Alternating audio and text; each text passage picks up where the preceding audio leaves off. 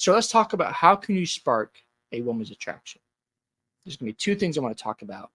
It's very simple. The first thing is presentation. So what do I mean by that? You got to dress the part.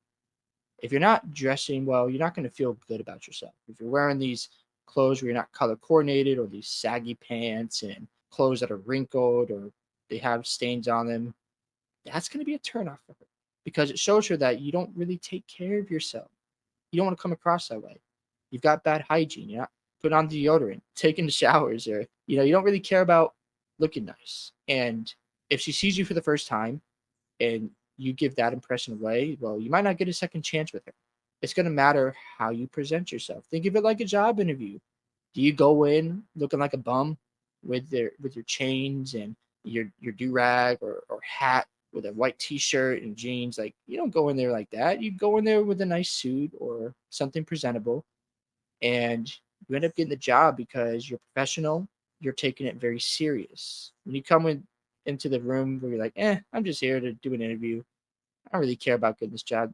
Should they hire you? No, they're gonna hire someone who wants the job, who wants to succeed. So when you meet a woman for the first time, you take it serious. Don't just brush it aside like, oh, this is just another date, and I'm just here to just talk and hello. Like, don't do that because you're not going to spark anything in her. You got to sell yourself. You can't sell yourself. You got to go back to the drawing board. If you can learn to sell you, she's going to buy it.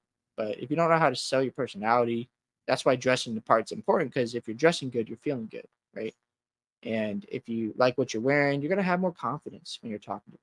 The second thing I want to talk about is emotional stability.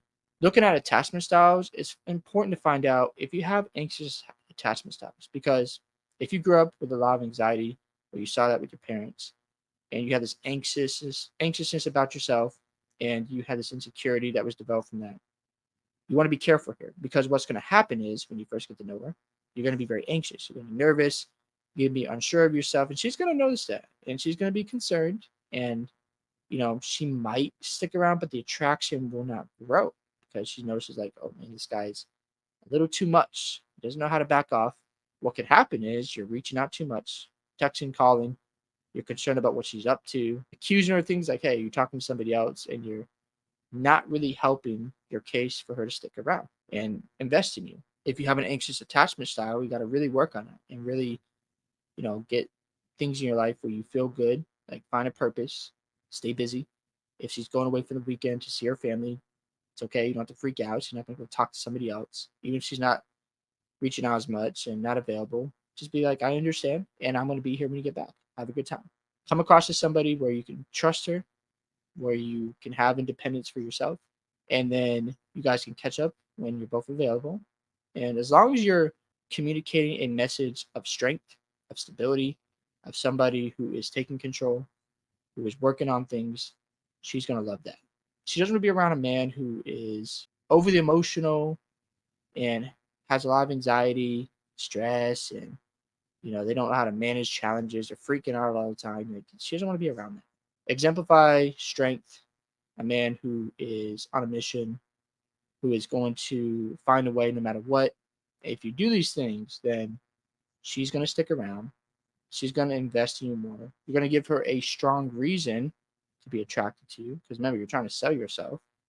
And if you do these things right, are you going to be perfect? No, it's not realistic. Are you ever going to not have anxiety? No, it's not realistic.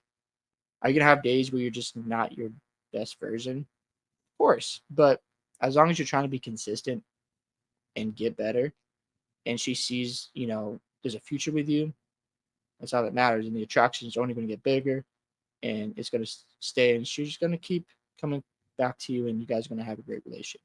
Hope you guys enjoyed this video today. Love to hear your thoughts on how you spark a woman's attraction. Make sure you guys like and subscribe to the channel, and I'll see you in the next one.